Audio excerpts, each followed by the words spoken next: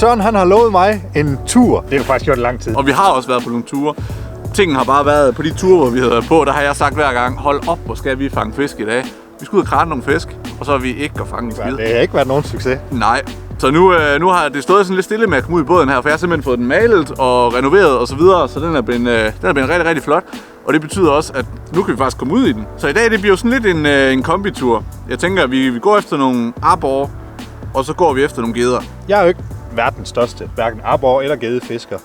Men jeg synes, det er enormt spændende, og jeg synes, det er enormt sjovt at fiske efter dem. Så derfor så er Søren lovet, at nu skal vi altså ud og have en tur, der bare måske kan vælte læsset for os. Eller så går det bare helt af helvede til igen. Nu må vi se. Hvordan vil man snakke om din PR inden for arbor? Ja, den er ikke over 500 gram. Det er den ikke. Hvad sådan med længde snakker vi? Jeg tror, vi er oppe på en 20-22 cm. Det burde vi kunne slå i dag. Det er altså jeg tænker, ikke, altså, mens tonen letter her, så tror jeg, vi sejler ud på første spot, og så begynder vi på noget arborfiskeri først. Ja. Så kan vi tage gederne senere, hvor de lige vågner lidt op. Okay. Vi kommer afsted. Lad os køre. Fedt.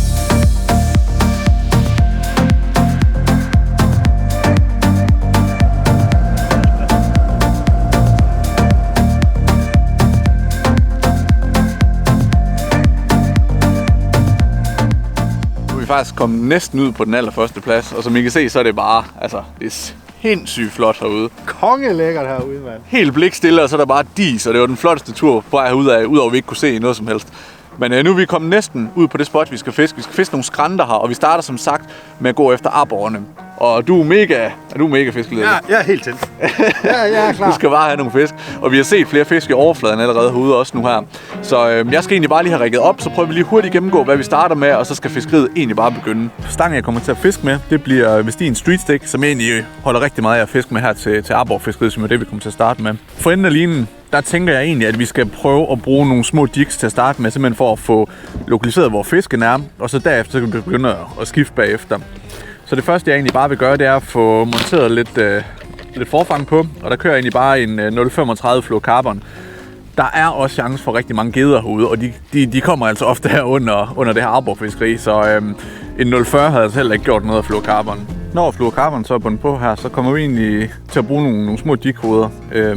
Jeg tænker at køre med noget omkring en 14 gram. Vi kommer nemlig til at fiske på nogle skrænter, hvor det går sådan omkring de her 6, 7, 8 ned til 10 meter. Så en 14 gram, den vil være rigtig, rigtig fin. Så på med en 14 gram, det bliver den her fra SFG, de her fine tungstens jighoveder. Til at starte med, for enden med gummidyr, der tænker jeg at sætte en lille bitte, det bliver en lille cannibal set her til at starte med. Altid lige tjekke, at den også passer i størrelsen. Og så næste skridt, det er egentlig bare, at vi skal funde fiskene, og så skal Ken forhåbentlig fange nogen. Så kører den. Og hvis det er, at fisken de begynder at være rigtig tricky hernede, så kan det godt være, at vi står til en lille avn med en lille curly-tail på. Det kunne være sådan noget som sådan en lille en her fra Vestin med en curly-tail. Men paddle-tail, det bliver lige det første. Jeg tænker egentlig bare lige, at først og fremmest så lader vi os ligge her, så drifter vi lige lidt hen over grunden, og så prøver vi egentlig bare lige at få fundet fiskene. Ikke så meget ved hjælp af ekkolod, men mere bare ved hjælp af noget blindfiskeri.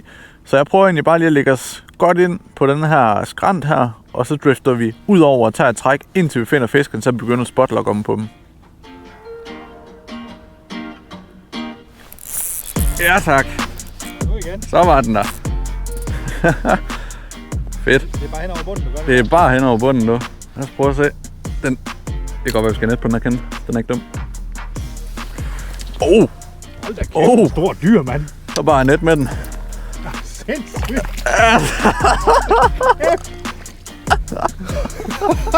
Shit, mand. Hold kæft, den er stor. Hold kæft, jeg har aldrig set en arbor så stor før, mand. Er du da Gæld, en god størrelse, mand. Prøv at se en basse.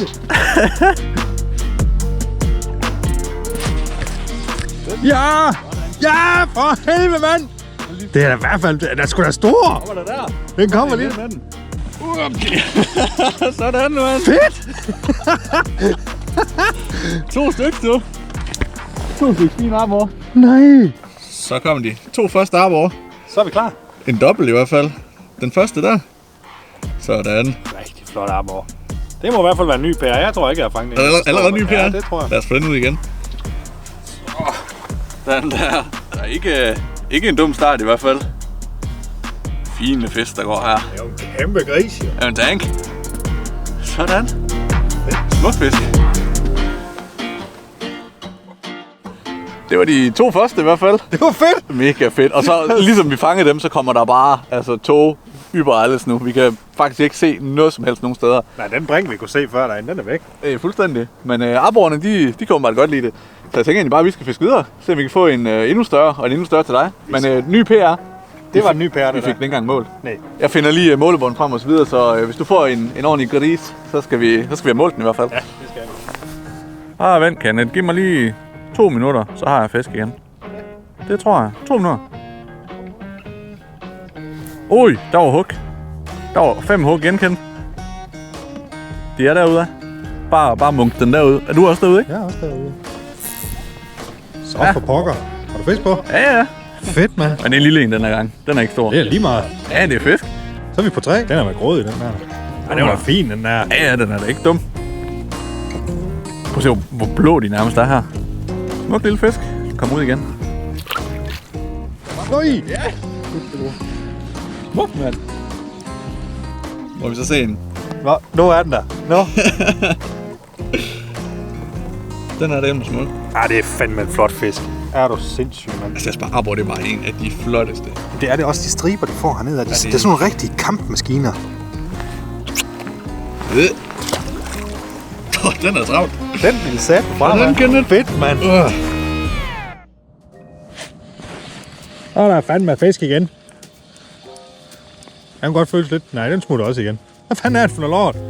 Nej, den er der sgu da stadigvæk. Eller hvad? Hvad fanden sker der?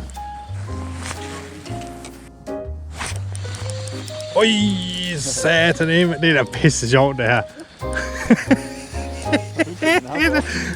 Satan. Øj, hold op med det. Ja, den er sgu fin, den der også. Den er ikke dum. Prøv, hvad er det, den har i munden der? Det er sgu da, den er ved at æde et eller andet. Hoster simpelthen en fisk op. så kan man godt se, hvad det er, de går og småser dernede. Ja, se nu der. Bum. Ui, man. Ja, tak for kampen. Så lige sådan en lille tip fra en nybegynder til alle andre. At jeg fik at vide engang, at når man skal rigge sådan en softbait her med et jighoved, at så er det jo vigtigt, at jiggen ikke bare sidder sådan fuldstændig krøllet sammen, når man så kommer på dit hoved. Den måde, du gør det på, det er, at du kan lige lægge den her ovenpå, og så kan du faktisk sådan nogenlunde fornemme, hvor din krogspids, den skal ud af din jig henne. Så når du har den der, så ved du sådan nogenlunde, så vil du lige kroge det, og ud igennem ryggen på den der. Så sidder den der. Og så passer det bare skide godt sammen, når du har et jig, der er lige, og ikke det her fuldstændig bøjet sammen og sådan noget. Så det er lige et lille begyndertip. Det er i hvert fald noget, jeg lærte hurtigt. Så er der sgu fisk på krogen en gang til. Og den er... Ja. Sådan. Hvad så? Sådan. Den føles da bedre. Det gør den i hvert fald. Sådan. Så er det helt stille og roligt. Det var på den neutrale. Det var på den der... Den vi skifter over til den der Gunki G-Bomb. Ja, tak. Den flexer det er fandme... Det er en gede. Nej. Vil du have det store net, eller hvad? Nej, jeg skulle da fandme en lille gede. Ja, det er du bare kan tage gældegreb på den. Ja, det kan jeg ikke. Hey nu der. Ja, men så fanger det lidt igen. Det er fandme da fedt. Altså, det er jo ikke nogen... Nogle kæmpe fisk. Nej, men den er der. Ja, lille bifangst. Lille bifangst. Du er klar, makker? Ja, den skal nok komme. Yes, den kommer ned ad der. Sådan. Men det vil sige hvad? 1 gede og hvor mange? 7 arbor? 8 arbor. Ja. Det går. Det går derude af. Så er vi på det rigtige sted der. Ja.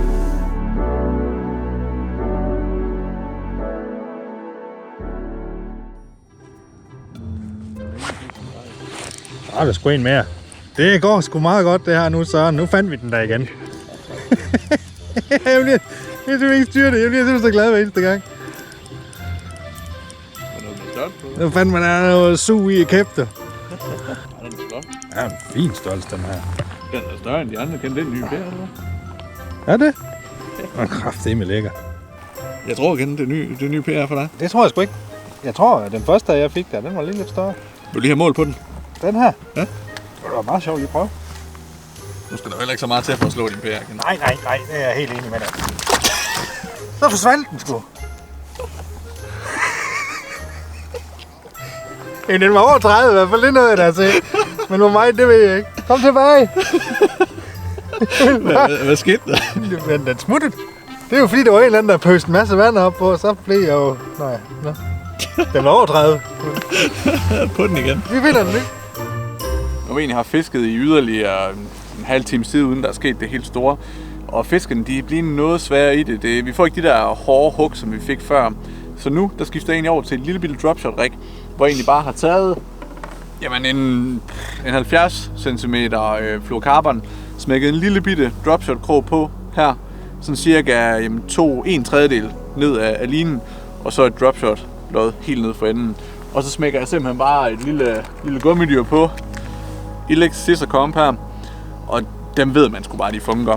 Så sådan en rører på, så skal vi have det ned over bunden og danse. Prøv at se, om det hjælper. Hvis det ikke hjælper, og vi bare ikke kan få gang i de arbor her, så tænker jeg, altså, så er der ikke lang tid til, at togen den letter helt, og så prøver vi ind efter nogle geder. Og så kan vi rykke ud her igen, måske senere på dagen. Prøv at se, om vi kan få nogle arbor igen. Men for nu, der bliver det dropshot-rigget.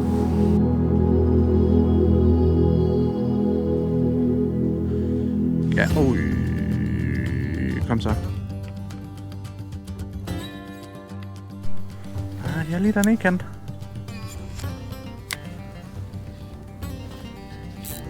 Ja, tak. Den var lidt bedre. Den er lidt bedre, Kent. Den er rimelig vild, den her. For helvede. Hvor jeg er på. Sådan der. Fin fisk igen. Ikke helt så stor som den anden. Men jeg tænker, Kent, det jo godt, vi bliver her lige 5 minutter mere. Så er der bare fuld sejl på. Får du over at køre der. Ja, kom. Smukt, mand. Fandme dejligt. Men vi er også glade igen. Nu er solen simpelthen ved at gå ned, og vi har ikke meget mere lys at give af. Og det gør heller ikke noget. Nej. For det har fandme været hyggeligt, og vi har fået fanget nogle fisk. Det er med en fed tur. Når man ser tilbage på de arbor, vi fangede der, så var der for det første mange af dem, og så fik vi også nogle rigtig store nogle.